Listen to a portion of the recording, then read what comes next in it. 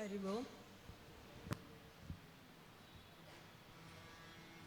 அவையில் அமர்ந்திருக்கும் அத்தனை அறிஞர் பெருமக்களுக்கும்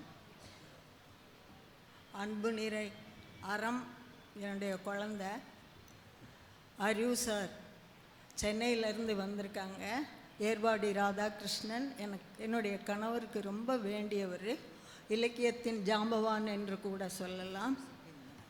மேலும் நிரஞ்சனா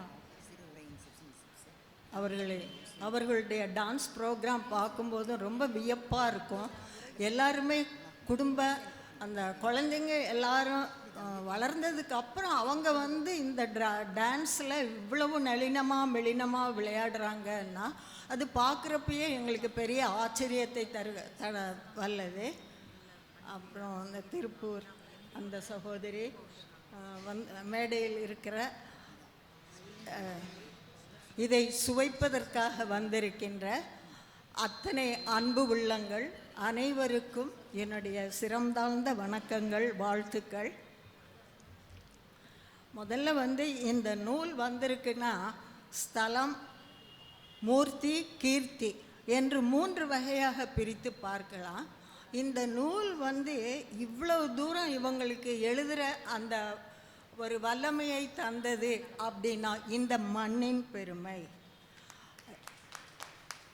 ராஜபாளையம்னா நிறைய வகையில் ஒரு சிறந்த ஒரு நம்முடைய தமிழ்நாட்டில் மட்டும் இல்லை உலகத்திலேயே ஒரு சிறப்பான இடத்தை வகிக்கிறது. எல்லா வகையிலையுமே ஆன்மீகத்திலாகட்டும், சுதந்திரத்திலாகட்டும், தொழில் வளர்ச்சியிலாகட்டும், எழுத்தாளர்களிலாகட்டும், அன்பு, நேசம், பண்பு, மற்றவங்களுக்கு விட்டு கொடுக்கிறது, சமூக சேவை, இப்படி பல விதங்களில் ராஜபாளையம் என்ற பெருமை படைத்த இந்த ஊரில் பிறந்ததற்காக நாம் முதல்ல நம்முடைய மண்ணிற்கு வணக்கம் செலுத்த வேண்டும். அந்த மண்ணினுடைய அந்த பஞ்சபூதங்களில் இருந்து உருவானது தான் நம்முடைய உடல். அது விஞ்ஞானம் அதை ஒத்துக்கொள்ளாத இருந்தாலுமே மெய்ஞானம் மெய்ஞானம் நாங்கள் உள்முகமாக பார்க்கின்றோம். மெய்ஞானம் இல்லைன்னா விஞ்ஞானமும் இல்லை. நமக்குள் கேட்கும் நாதங்கள் அப்படிங்கிற அந்த ஒலியே அதாவது அந்த ஒலி தான் நமக்கு முதல் காரணம் இந்த உலக படைப்பிற்கு அப்படின்னு சொல்கிறாங்க. நீங்கள் மருத்துவர்களை நாம் அணுகும்போதும் கூட அவங்க முதல்ல ஸ்டெதஸ்கோப்பை வச்சு பார்க்குறது அந்த உள்ளம், அந்த இதயத்தில் கேட்கின்ற அந்த ஒலியைத்தான் பார்க்குறாங்க. அப்புறம் நாடி துடிப்பை பார்க்குறாங்க. ஒவ்வொரு அங்கத்திலும் நம்முடைய அந்த ஒலி நமக்கு கேட்டுக்கிட்டே இருக்குது. அந்த ஒலி கேட்குற வழக்கின்தான் நம்முடைய உடல் இயக்கம். ஆக இந்த உடல் அரிதினும் அரிதாக கிடைச்சிருக்கு நமக்கு. அந்த உடலை நம்ம பேணி பாதுகாக்க வேண்டும் என்றால் விஞ்ஞானமும் வேண்டும், மெய்ஞானமும் வேண்டும். ரெண்டுமே நமக்கு 2 கண்கள் மாதிரி நாம் உள்முகமாக வேறு வடிவத்தில் பார்க்குறோம். இதெல்லாம் நம்ம முன்னோர்கள் நமக்கு எழுதி வச்சிருக்கிறாங்க. 4 வேதங்கள் என்பது அதுவுமே ஒலியால் தான் சொல்லப்பட்டது. அதற்கு பிறகு வந்த சீடர்கள் தான் அதை தாளப்பத்திரங்கள் போன்ற ஏடுகளில் பதித்து வைத்தார்கள். அவங்க சொன்னதெல்லாம் தன்னை மறந்து இப்போ வால்மீகி கூட நாரதருடைய சேர்க்கையினால்தான் அவர் ராமாயணத்தையே இயற்ற முடிஞ்சது. அதுக்கு முன்னால் அவர் ஒரு வேடனாகவும் ஒரு வழிப்பறி கொள்ளனாகவும் தான் இருந்தாங்க. இப்படி ஒரு சேர்க்கை, அதுக்கு அவருடைய அந்த மிகப்பெரிய தன்னை மறந்த நிலை, இது எல்லாமே நம்முடைய முன்னோர்கள் அப்படியெல்லாம் தன்னுடைய உடம்பை வஜ்ர தேகமாக வைத்திருக்கின்றார்கள். அதுவும் கூட இந்த 4 வேதங்கள் சொல்லப்படுறது எல்லாமே நம்மளால் படிக்க முடியாது. அதனால தான் அதனுடைய சாறு பிழிந்த உபனிஷத்துக்களை மூலமாக நம்ம நிறையா தெரிஞ்சுக்கிறோம். அந்த உபனிஷத்துக்கள் ஒவ்வொன்றுமே பிரஜானம் பிரம்ம, பேரறிவே பிரம்ம, அகம் பிரம்மாஸ்மி, நானே பிரம்மமாக இருக்கின்றேன், தத் துவம் அசி, அது நானாக இருக்கின்றேன், அயம் ஆத்மா பிரம்ம, இப்படின்ட்டு ஒவ்வொரு விதமாகத்தான் சொல்கின்றது. சொல்கின்றது வேறு விதமாக இருந்தாலுமே அனைத்துமே உண்மை பொருளை விளக்கக்கூடியதாகத்தான் இருக்கின்றது. இந்த புத்தகத்தை ரஜினி பெத்ராஜா எழுதியிருக்காங்கன்னா அது சும்மா படிச்சுட்டு கேட்டுட்டு அதெல்லாம் முடியவே முடியாது. அதாவது பாரம்பரியம், ஒரு பாரம்பரியமான ஜீன் அவங்கள வளர்த்த விதம். அதை சொல்லணும்னா அவங்க பூட்டன் தான் ஏகேடி தர்மராஜா. அந்த தர்மராஜா பெண்கள் வீட்டை விட்டே போகக்கூடாது என்ற அந்த ஒரு சூழலிலும் கூட பெண்களுக்காக பாடசாலையை நிறுவினவர். அந்த பாடசாலையில் தான் நாங்கள் எல்லாருமே படித்தோம். அந்த அறிவு தீபந்தான் எங்களுக்குள்ள ஏதோ இந்த அளவுக்காகது பேசுகிறதுக்கோ எழுதுறதுக்கோ எல்லாத்துக்குமே ஒரு வாய்ப்பை தந்திருக்கின்றது.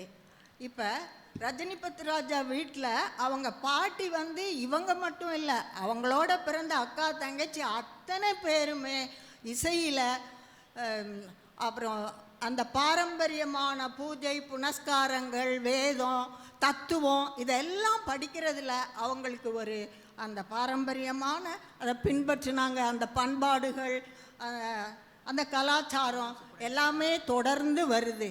அதில் அந்த நளினம், மெளினம், அன்பு, விட்டு கொடுத்தல் இது எல்லாமே அவங்களுக்குள்ள ஊறி இருக்குது. அவங்க எல்லாருமே பேசும்போது ரொம்ப மென்மையாக தான் பேசுவாங்க, அன்பாக தான் பேசுவாங்க, அரவணைச்சு பேசுவாங்க. ரொம்ப விசித்திரமாகவே இருக்கும். இப்போ நாங்கள் தத்துவங்களை எல்லாம் கற்காமல் அனுபவிக்காமல் இந்த புத்தகத்தை பற்றி பேச முடியாது. அந்த ஒரு சூழலை தந்தது எங்களுக்கெல்லாம் ராம்கோ, குருபக்தமணி, ராமசுப்பிரமணிய ராஜா, லிங்கம்மாள் சாஸ்திர பிரதிஷ்டா. அவங்க தான் பெங்களூர்லேருந்து மிகப்பெரிய ஜாம்பவான்கள்லாம் வருவாங்க. அவங்க இந்த உடுக்கையிலிருந்து எம்பெருமானுடைய சிவபெருமானுடைய ஆனந்த நடனம் அந்த உடுக்கையிலிருந்து வெளிப்பட்டது தான் ஒலி. அது மாகேஸ்வரி சூத்ராணி. அதை பெங்களூர்லேயும் டெல்லியிலையும் சமு கிருஷ்ணமூர்த்தி, இன்னும் நிறைய ஒரு கற்றறிந்த வல்லுநர்களெல்லாம் சொல்லும்போது ரொம்ப நாங்கள் மைசூர் சூத்ராணியெல்லாம் படிக்கும்போது அவங்க அந்த லாங்குன்னு உச்சரிப்பு சொல்லும்போது ரொம்ப சிரிப்பாகவும் இருக்கும். ஆனால் கற்றுக்க வேண்டிய ஒரு ஆர்வத்திலையும் இருப்போம்.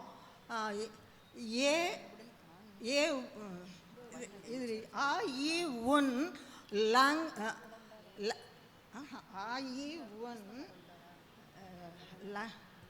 அதுக்கப்புறம் லுன் ருக்கு, அதுக்கப்புறம் ஏஓ இங் ஐ அவுட், அதுக்கப்புறம் ரொம்ப நல்லா இருக்கும். இது மனப்பாடம் பண்ணி பண்ணி பார்க்குறேன். அப்போ மனப்பாடம் வந்தது, இப்போ எல்லாமே கொஞ்சம் மறதியாக வந்துடுது. அது ரொம்ப நல்லாயிருக்கும். அது உங்கள்கிட்ட சொல்லணும்.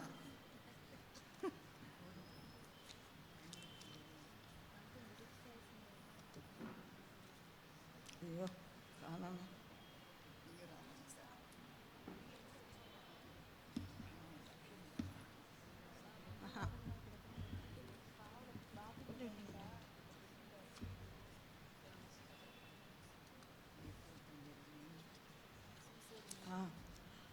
அந்த மகேஸ்வரி சூத்ராணி ஆ இ உன் ருல் ருக் ஏ ஓ இங் ஐ அவுச் ஹயவரட் லன் ஞமங்கணனம் ஜபன் கடதஸ் ஜப கடதஸ் கபச்சட தச டதவ் கபை ஷஷ ஷ இர் ஹல் இப்படி வரும்.